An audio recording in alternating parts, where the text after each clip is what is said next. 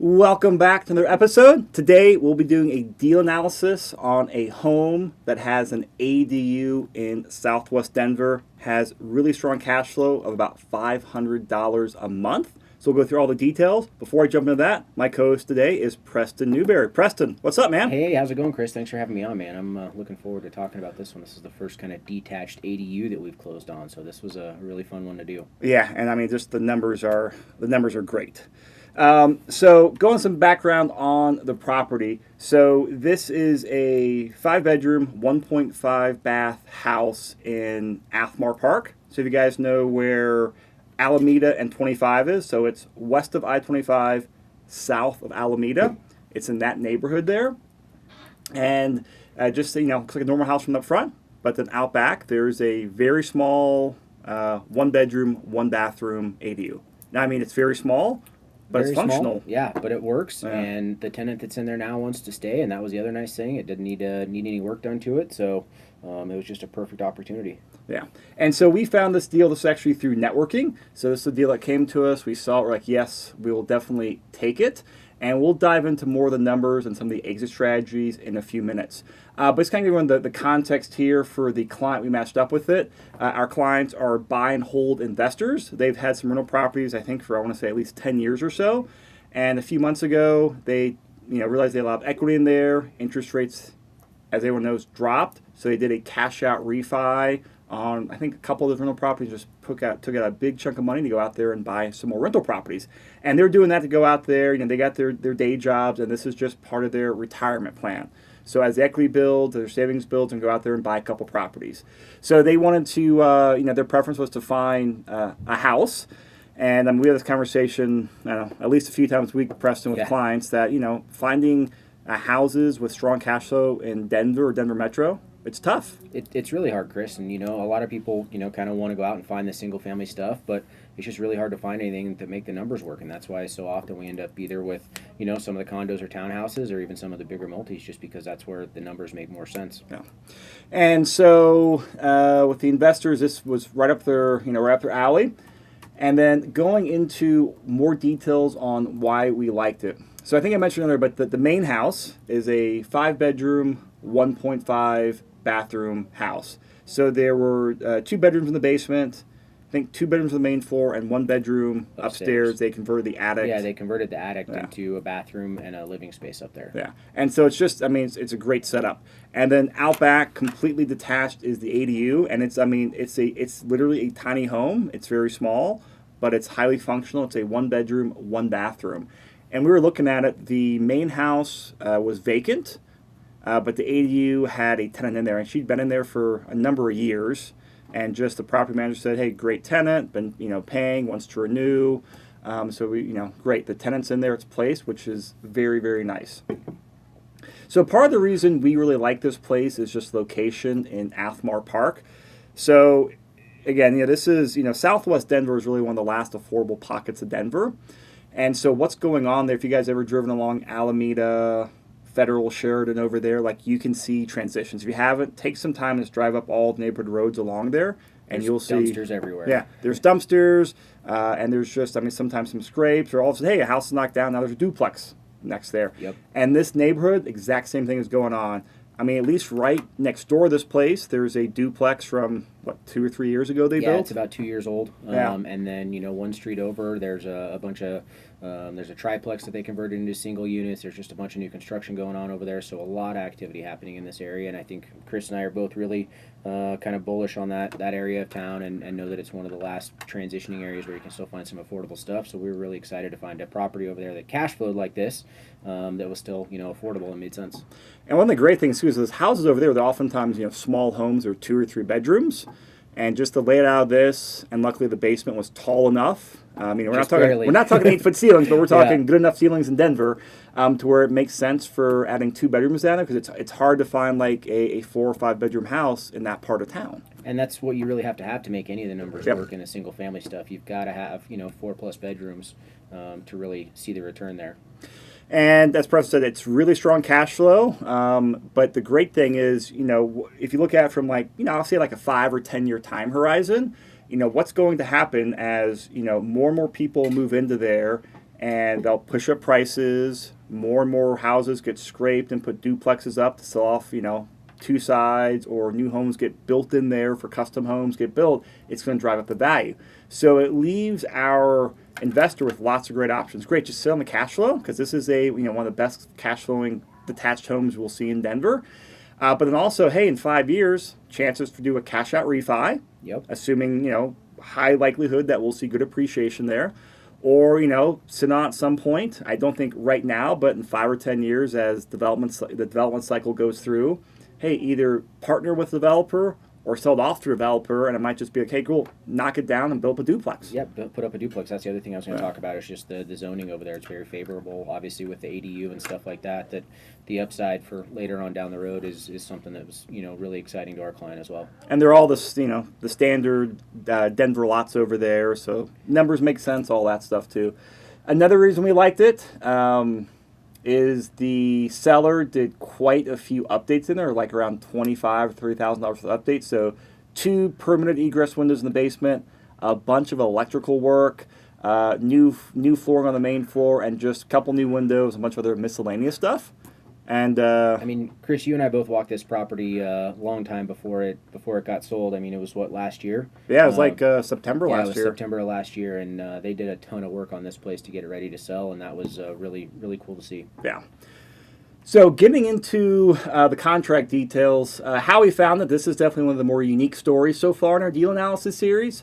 So back in late February, early March, I actually had this property under contract myself to buy, because I had, as you guys have been following me, I did a cash out refi end of last year, had a chunk of money saved up to go buy another down payment, and this would have just eaten up all my down payment.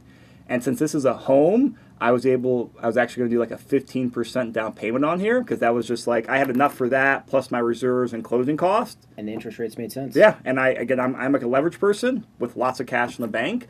Then you guys, what happened mid-March? The world got the giant COVID curveball.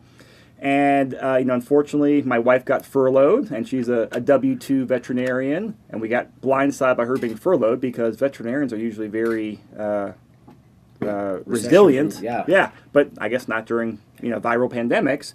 And so that was unknown to us. And then I wasn't sure what the real estate world was going to do. So it just became too big of a question mark. So unfortunately, we had to cancel that, just due to financing issues and life and all that. But I said, hey, this is great. Found one of our clients for it, and he jumped on it. He's like, yeah, these numbers are great. We had everything prepped and ready to go. And so just based on the fact that we knew it, we already had the relationship with the seller. We got it under contract for $439, and we negotiated. Actually, they would knock off $5,000 in price just because we had the relationship. And so we discussed about either lowering the price or doing the seller credit, right? We did. And so why did we do the seller credit? Seller credit just allowed our client to keep more money in their pocket, right? They didn't have to bring as much money to closing. Well, explain that in more detail, because it's one of those points we talk about. A lot of people don't quite understand. Yeah. So the big thing with using seller credits for closing costs is going to be the ability to bring less money to the table, right? And through that, even though you have a higher purchase price, the delta between what your increased loan payment is going to be versus what you're going to save cash in your pocket at the closing table, that's something that we always kind of go through with our clients and see what makes the most sense. And if there's an option to pull that lever and do that, 9 times out of 10 it makes more sense to take a credit from the seller, put it towards your closing costs, even with a slightly higher payment, because you can now use that credit from the seller to buy the rate down, put it towards any of the closing costs that you want and things like that. So, or just bring less money to the closing table. Bring less money to the closing table. Keep $5,000 more in the bank. And so we, of course, we still used the standard Colorado contract. We did our inspection. And so a couple items popped up in the inspection was the roof had, I think it was hail damage, right? It had a little bit of hail damage, but it also didn't have any gutters, which was kind of surprising and something that we didn't really realize, and nobody had kind of pointed out until the inspector was like, hey, there's no gutters on this house. Yeah. So that was one of the things that we needed to get sorted out. HVAC was definitely newer. The mechanicals in this place were updated in the last couple of years. HVAC needed servicing. And then when I had under contract, COVID came out right when I was about to do my inspection. And it was like the day before the inspector was going to go out, my inspector was going to go out. But I already had the sewer guy go out, so we just used the sewer video for my inspection. And there was some root intrusion on there. which is pretty typical for houses of Oh, this yeah. age in this part of town in Denver. I mean, they've all got clay pipes, and you're going to have a little bit of root intrusion no matter what. So it's just one of those things. Make sure you maintain it every year, get it cleaned, and you'll be fine. And then, a couple miscellaneous things like, the window, the laundry room's in the window, or sorry, the laundry room is in the basement, and the window in the laundry room was like busted. Yeah, it was busted, and there was no vent for the dryer, Yeah. which was also in that area. So Maybe that's why the window was busted. maybe that's huh? why the window was busted, right? Yeah. Plywood fixes everything. So the inspection outcome, run us through that, Preston. Yeah, so obviously we've done a lot of work with this seller, so it was a pretty easy situation with them. Insurance was actually able to go out and replace the roof, which was awesome. Got some new gutters on the property through that process as well. The HVAC just needed cleaned. It was just dirty from construction and all that stuff, which we see all the time, and properties that have been rehabbed. Got the sewer line cleaned and the window in the laundry room replaced. And I think there were a couple of things, just miscellaneous things that popped up. And so part of the negotiation was we reduced the seller credit from $5,000 to $4,500 to help make up for, I think, the gutters or something. Yeah, right? it was the gutters. Yeah. So we did that, and the financing our client used did a 20% down conventional loan. And since, just to talk about financing, since we don't talk about ADUs very often, with ADUs, you can still do the same financing as you would if you just bought a normal home. It's the exact same financing. You do a 15, a 20, or 25% down. So 20% down was a sweet spot for him because there would be no PMI. Now, when I was under contract, I was looking at 15% options. I was going to pay PMI, which is going to be like $70 a month for I think 4 years. $100 if I remember. Yeah. It was 70 or 90 bucks. I can't remember. Either 73 or 97 or something. But it was minimal. I was like, yeah, I'll keep an extra 20 some grand in the bank and just spend $100 a month for a couple of years. Yep. With the plan to refinance in 3 to 5 years. But our client was doing 20% down. Appraisal came in, no issues. Again, we reduced that seller credit. We negotiated up front from $5,000 to $4,500 to make up for a couple of the items that we wanted, but the seller didn't want to do, and that was that $500 difference we needed. So it's all no about big compromise. deal. We just want to have a win-win. I mean, $500 is a nothing burger. Exactly. Right? PMI was none since he was putting 20% down, and his interest rate's at 3.75% on a 30-year fixed investment property. Now he had to buy the interest rate down 1.5 points, and this is just one of those scenarios where it's pretty common when lenders present interest rates to you. There's often a required point buy down because that's how they have to. I don't quite know the details, but that's how they matched up back to like Wall Street at the back end. Somewhere along the line, I don't know that whole story. We'll have to get Joe Massey to explain that one to us one of these days. Yeah, but basically, it's, hey, cool. Whatever investor at the back end for their portfolio, they need a slice that fits these metrics, and then that's what they do. So he bought the interest rate down. Paid 1.5 to get 3.75 on a 30-year fixed. So just amazing interest rates right now. And we closed on this. It was like mid-May or late May, right? Late May. Yeah, so late May. So interest rates came down for a week. They spiked. And then they came back down. So now what we're looking at are a couple spreadsheets on this property. We're just plugged them into Joe's spreadsheet. So we'll walk you through the numbers, but if you actually want to see them yourself, click on the link in the show notes, and the images will be in the blog link so you can see those yourself. So we selected. To keep things simple, we just said 1 unit here on Joe's spreadsheet, and we put 20% down, put the purchase price of $439,000 in there. Acquisition costs were about $7,500 between appraisal, inspection, point buy down, title fees, all that stuff. Excuse me, loan costs about $1,500. His down payment's about $87 and change. Putting there the seller credits of $4,500. His total investment is $92,000.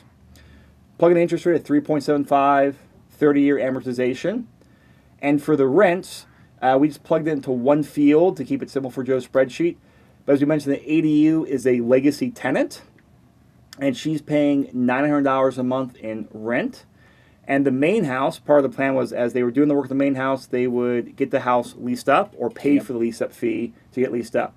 So a couple weeks before closing, tenants came in. Again, this was like early May, so things were still very wonky. Fluid, yes. But some great tenants came in. They just, I think, moved here. Some young professionals needed a house to stay in for a year, and they were paying $2,450 in rent. So $2,450 for the main house, $900 for the back ADU. So that's $3,350 in total combined rent. We put in our normal assumptions: 5% vacancy, 3% rent increase, 3% appreciation, 25% for the effective tax rate. Yes to property management, we said 10%. And again, our PM we work a lot of times charges 7%.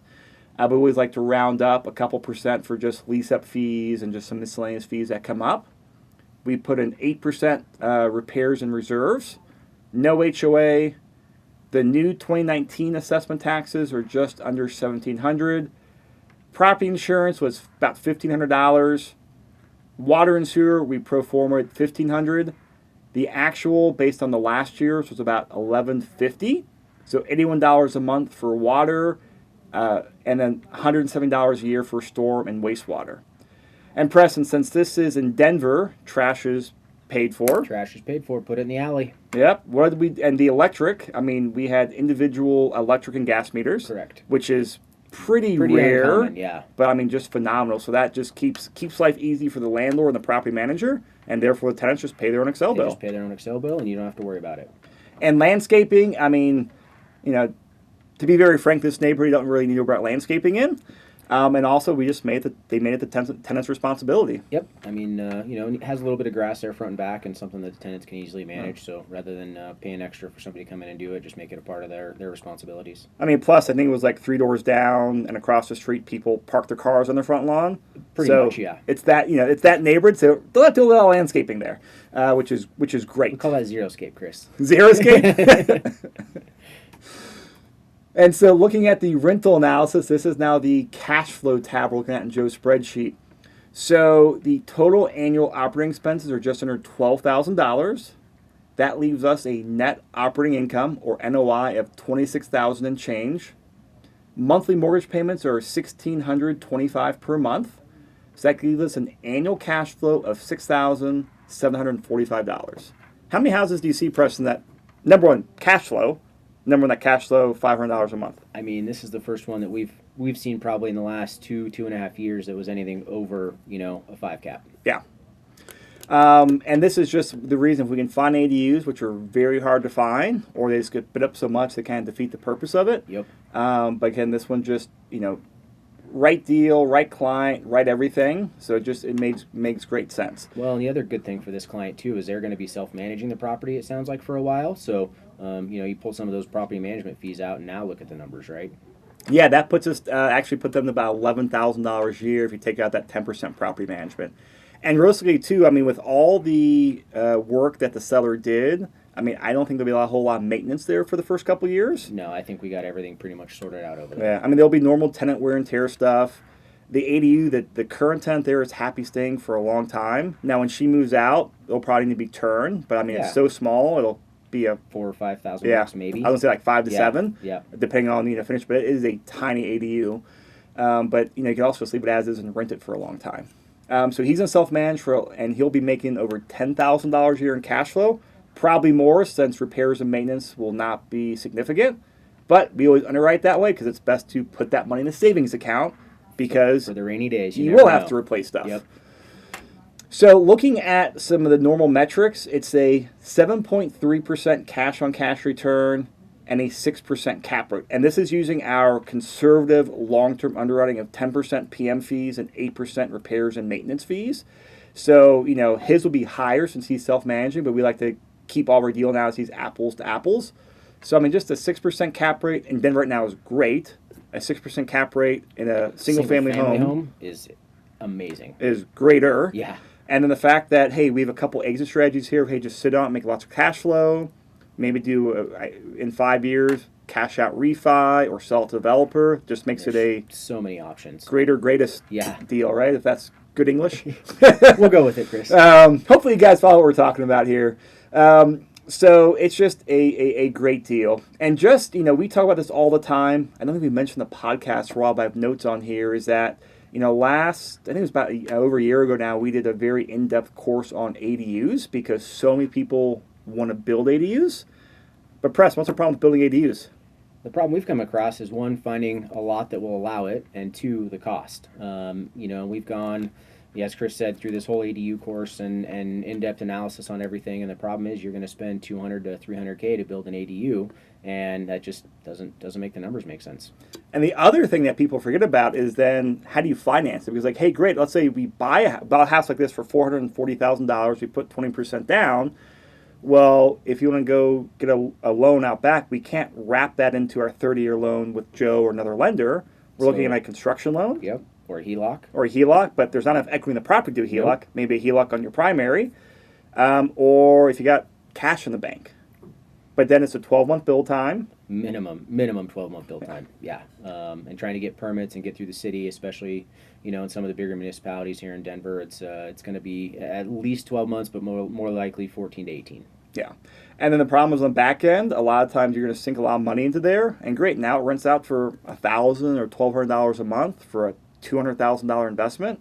That's a pretty poor investment. And then you try to go get a refi, right? Yes. And that is the other tricky part, is that a lot of people don't know how to value the ADUs because it's so new and nobody, appraisers are still kind of trying to figure all that out. It's such a crapshoot trying to figure out if you're going to be able to get the value out of it. So I was actually talking to Joe about this about 2 months ago, because he sees a lot of loans. And he says, yeah, the few I've seen on ADUs, he goes, the biggest bump I've seen was like $50-some thousand, give or take a few bucks. That's a long ways off from 200,000. Yeah. But the issue there is appraisers, because, oh, great, you got 1 bedroom, 1 bathroom. They just basically add, like, hey, you got another 1 bedroom, 1 bathroom in your house. Added it to your house, yep. But they don't account for its entirely different structure, and it's a tiny home. Yep. So, I mean, if we can find properties with ADUs, we love it, and we're always out there searching for them, and finding them. When we do find them, we jump on them. Like I said, it's just they're one of the diamonds in the rough. Yeah, absolutely. Yeah. Preston, anything else you want to mention there before we wrap it up? No, I think that covers everything, Chris. That was another interesting deal that we always get to come across, and had fun doing that one. Great. So, guys, if you have questions out here about this specific analysis, email us, call us. We can send you the spreadsheet, or go to the website, and a couple of the most important screenshots are there. If you need help finding investment properties or trying to find some of these better investment properties, well, give us a call. As our network grows and everything, we're finding more and more properties and deals like this, so definitely reach out. So, Preston, thank you. Thanks, Chris. It was awesome being on again. And thank you guys for listening. We'll see you on the next deal analysis.